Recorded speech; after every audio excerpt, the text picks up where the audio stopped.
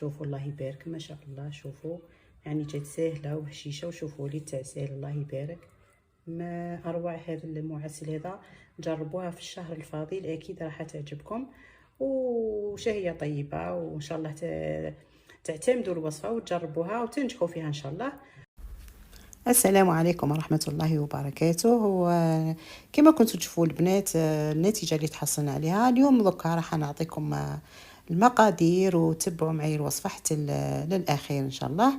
المقادير اللي راح نديروها: عندنا كيلو ونص تاع سميد عادي اللي نستعمله في المطلوب الكسرة، ما ثاني معاه كيلو نتاع فارينة بنفس الكاس تاع 220 مليلتر، كيلو فارينة كما راكم تشوفوا. عندنا كيلو تاع كاوكاو مقلي مليح ومحمص يعني مليح ومرحي رقيق. عندنا هنايا رشه تاع ملح وملعقه صغيره تاع خميره الحلوى وملعقه تاع لافاني ثاني صغيره، وهنا كيس مخلط بين زيت وزبده.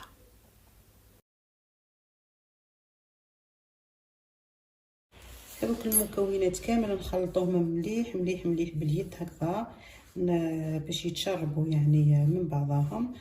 سميد والفارينه والكاوكاو يتشربوا هذيك الزبده والزيت اللي خلطناهم. درنا نص كيس زبده ذايبه وبارده يعني ما تكونش سخونه، معنا نعم نزيدوا لها كميه نتاع زيت حتى نوصلوا للكيس غير ربع.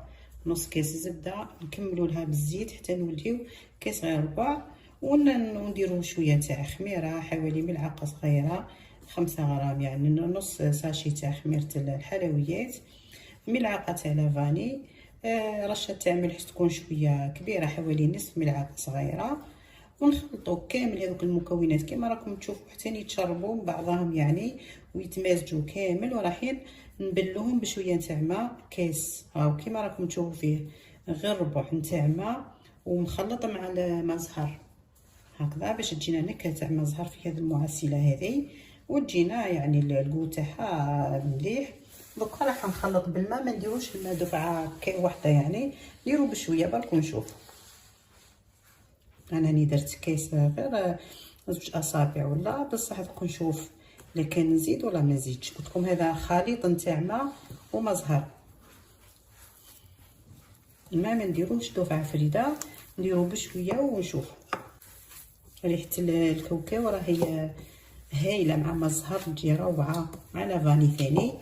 هذا المزيج تاع النكهات هذو كامل رايحه تخرج لنا في هذا المعسله هذه. عجنوا ما تخافوش البنات، هاد العجينه هذه تعجنيها ما تخافي، ماشي كيما المقروض ولا كيما نقولوا حنا حاجه من هذوك المعسلات اللي لازم ما يتعجنوش لمو برك. يعني هنايا لازم تعجنيها باش تتحصلي على القوام اللي رايحين على بالكم رايحين نقرصوها بالحلال ونقطعوها كيما نقولوا حنا هذا الشكل اللي حابين نديرو. كل وحده واش تحب دير الشكل اللي يعجبها. دوكا مادام تلمت نحيها من هذا الريسيبيون هذا ونحطها فوق سطح العمل ونخدمها احسن واحسن يعني هكذا باش نقدر نشوف القوام تاعها كيفاش يكون. اكيد دوك نحطوها في كيس بلاستيكي ترتاح على الاقل ربع ساعه، وباش كسا نبداو نشكلوها. في هذاك الوقت رايحين نحضروا لافارس اللي رايحين نديروها لداخل البنات. هنا خلاص البنات شوفوها كي نكورها هكذا تكون يعني ماشي تكون ملساء. ها تشوفوا فيها. هنا نحبس نديرها، ولا كان لقيتها بلي تحتاج شويه ما راح نزيد لها اكيد البنات. لقيتها تحتاج رايحه نزيد لها بعد ما نحطها ربع ساعه تستراح. طافي كيس هكذا مده حوالي ربع ساعه برك نكونوا يعني وجدنا حنا لاصاق اللي رايحين نديروها وتكون هي استراحت. في لافارس نديرو كيلو ونص تاع كاوكاو يعني محمص ومتوسطه، محمص ومرحي متوسط، محمص مليح ماشي يعني محروق ولا راه هكذا. راه الكود تاعو هايل، والكاوكاو هذا البنات تاع الصحراء تاعنا من هذاك الكاوكاو الطويل وفي البنه يعني قمه. انا شريته يعني بالقشور تاعو قشرته نحيت له هذوك القشور اللي من فوق وزدت حمصته في الفور ونحيت له القشور هذوك ورحيته هكذا حمصته مليح ورحيته في المتوسط. راح نستعملوا هذه الكميه هذه ونشوفوا. الا كان ما كفيتناش رايحين نزيدو نديرو ملعقه تاع فاني باش تعطينا النكهه. نديرو ثاني سكر، هنايا حوالي ملعقه كبيره تاع سكر. انا عندي السكر البني، الا عندكم حطوا سكر بني، ما عندكمش حطوا السكر العادي، ما كان حتى مشكل. ولا ندير ملعقه وشويه، الكميه راهي شويه كبيره تاع لافارس هذه تاع الكاوكاو. وندير حوالي كميه تاع مارغرين، ها ماشي بزاف باش يجيني يعني الحشو يجيني طري. هكذا دخلت الزبده مع السكر مع لافاني، وراح نزيد شويه برك تاع الماء، يعني مش كميه كبيره باش تجيني لافارس يعني ما تجينيش ناشفه بزاف وما تجيش ثاني جايه. اذا كان جريتوها راح تخرج لكم الحشو تاعكم سواء في بقلاوه ولا في هذوك المعسلات اللي تحشيوهم بالكاوكاو. لازم هذا لافارس ما تكونش جاريه. انا هكذا قيس ما يذوب هذاك السكر برك، هذا مكان. وندير بشويه يعني الماء، ندير بشويه ما نديرش بكميات كبيره. نورمالمون هكذا راهي تكفيها، نقدر نشكلها هنا نحبس ما نزيدش يعني الماء. راح نديرها في كيس بلاستيكي ونخبيها، من بعد راح نشكلو بها.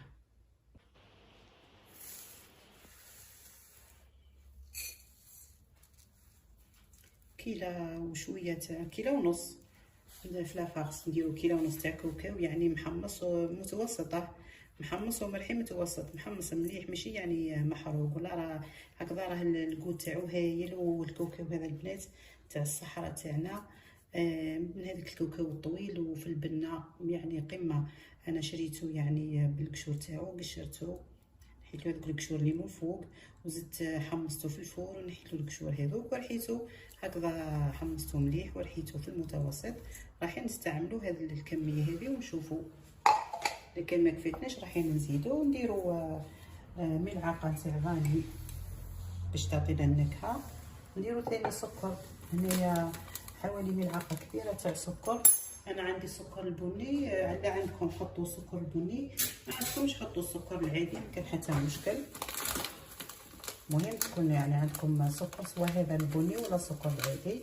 راح نديروا ملعقه ولا ندير ملعقه وشويه، الكميه راهي شويه كبيره تاع لافارس هذه تاع الكاوكاو.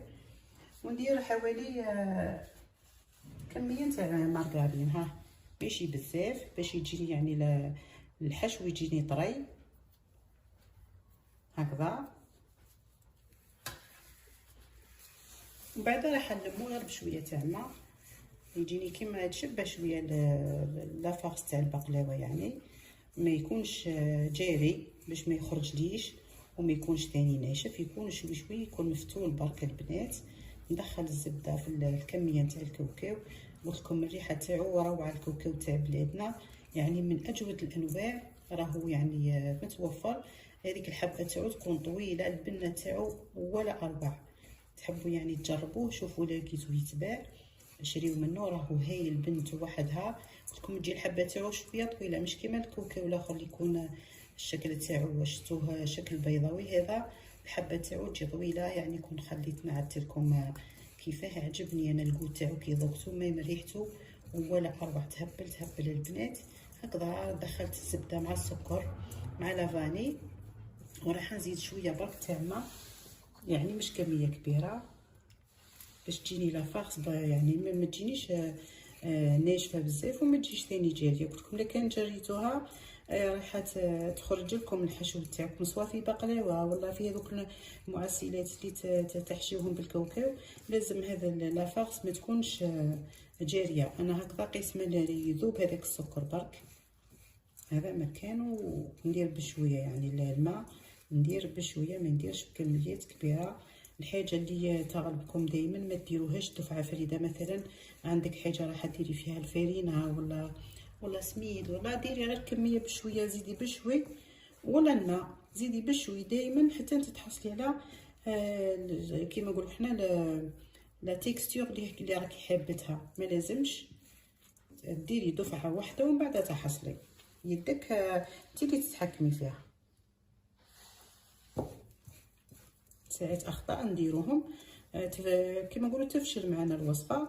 لاننا زربنا رواحنا وكما يقولوا تولي طيشي هذيك المكونات كامله تخسري، يعني ما نورمالمون ما لازمش.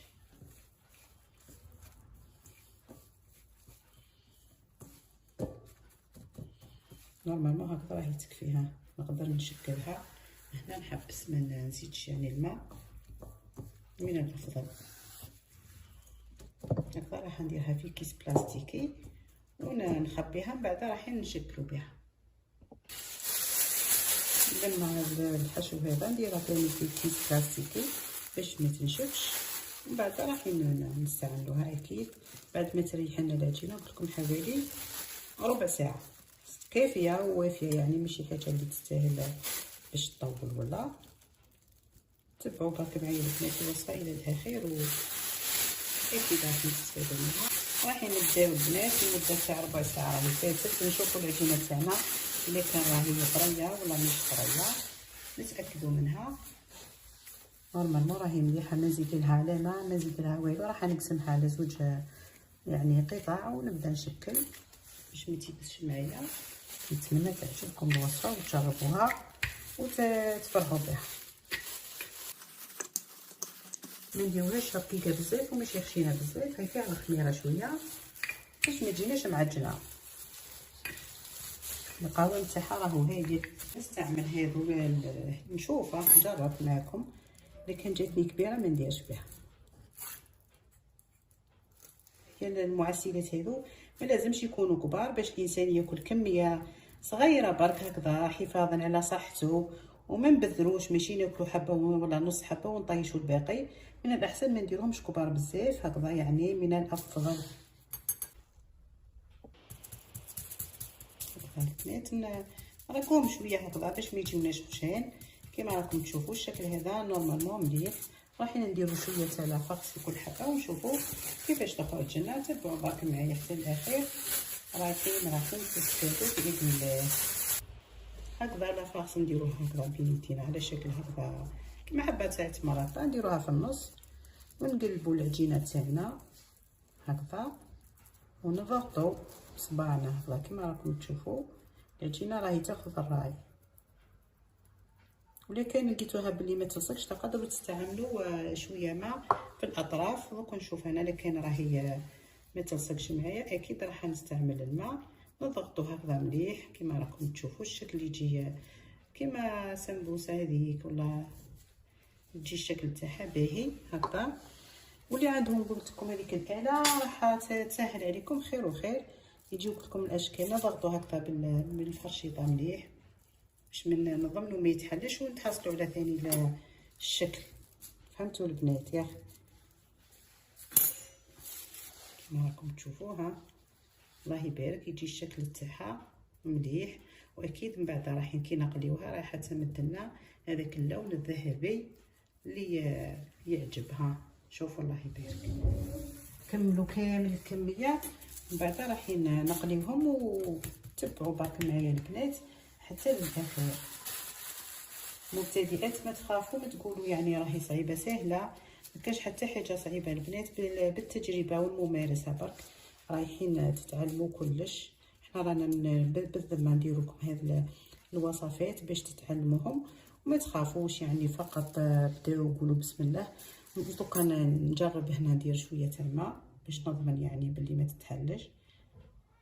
احسن واحسن، يعني من الاحسن ما نغامروش ونضغطوا هكذا بالاصابع برك باطراف الاصابع في الحويشي راح يتشكل لكم هذاك الشكل تاع الهلال ولا قولوا تاع السمبوسه. انا دائما السمبوسه تاعي نديرها بهذه الطريقه تعجبني وتجي الشكل تاعها باهي. هذو من بين الحلويات التقليديه تاع زمان كنا نديروهم، نعمروهم بالجلجلانيه والكونفيتور هذاك. لا تشوفوا البنات شوفوا الشكل اللي تحصلوا ليه هكذا ونحطوهم كي نكملوا الكميه كامل رايحين نقليوهم في الزيت. دوك تشوفوها الوصفه يعني هاني حوالي كي نكمل الكميه كامل راني نعطي لكم عمليه القلي. ابقاو في المتابعه وما تقلقوش. لكن حبيتوا تخليوها كيما هكذا بهذه الاطراف هذه خليوها. تحبوا تنقصوا شويه شوفوا كيفاش تنقصوا البنات. تستعملوا هذه تنقصوا شويه، تخليو غير الشكل يعني يكون قد برك. هذيك الاضافه كامله نحيوها ونعطيكم كيف تحصلوا عليها في النهايه. حتى شويه يبقى هذاك الترشيف، راه ماشي نحيوه بصح نقصوا شويه. شوف تباني هكذا احسن واحسن البنات، ياك تباني هذا الشكل يكون يعني مليح باهي، وفي نفس الوقت نحيو دوك الحواشي ممكن جدا يتحرقوا لنا في عمليه القلي. قلت لكم نحيو هذاك الزائد، اللي حبيتو تنحيوها انا بانت لي بلي نحيه باش نتحصل على شكل مفيني بيان و باهي.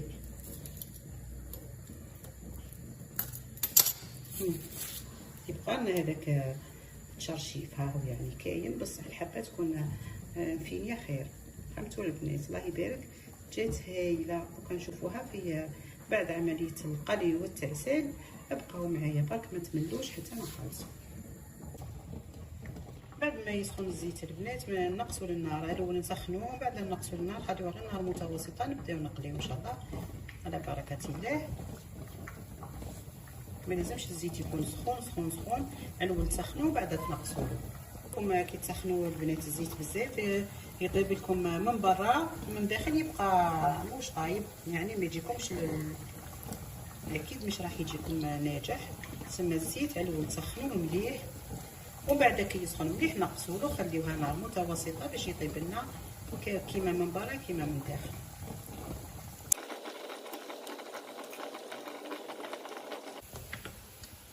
الحبات لازم يكونوا يعني مغمورين في الزيت، ماشي يديروا كميه قليله يعني يبقى نص لداخل ونص براها، يعني كميه الزيت تكون كافيه باش الحبات تغمر كامل وطيب يعني كيف في جميع الجوانب. هكذا نحمرهم مليح البنات. انا نحب كي ندير هذو الحوايج المقليين هذو نشتي نحمرهم يعطوني داك الشكل الدوري داك الباهي اللي راح يزيد بنه على بنه. هكذا نخليهم يطيبوا على راحتهم حتى يديو هذيك التحميره، ومن بعد نحيوهم مباشره نحطهم في العسل تاعنا اللي نكونوا حاطينه في اناء ولا ريسيبيون هكذا باش نحطوا فيه الحبات تاعنا. بعد ما يطيبوا يتحصلوا على اللون الذهبي. طبعا البنات رانا تحصلنا على اللون اللي راه مطلوب. شوفوا نهزوهم هكذا بالالوش هذه، نقطروهم من الزيت ونحطوهم مباشره في العسل يكون بارد، وهما اكيد راهم سخونين. العسل راني خدمته معكم البنات في حطات في القناه، تحبوا تروحوا تشوفوها الوصفه، راهو يعني ما ضفتلو حتى اضافه لا ما صار لا والو. العسل بنفس القوام تاعو كيما خدمته المره الاولى.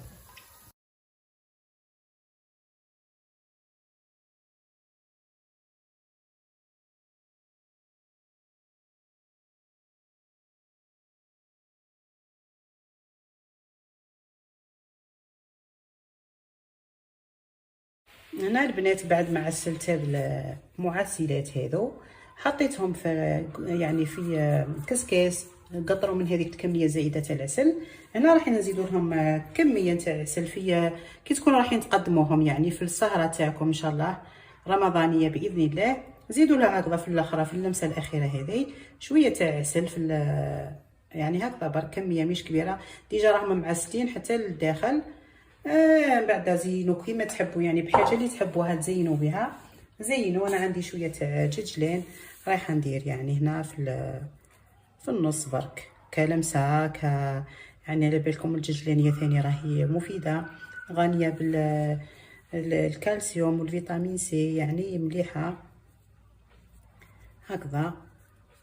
وشهيتكم في الجنه الله يبارك. شوفوا انا نقسم معكم حبه البنات ونشوفوا في الداخل واش كاين كيفاه يعني راهي تبان.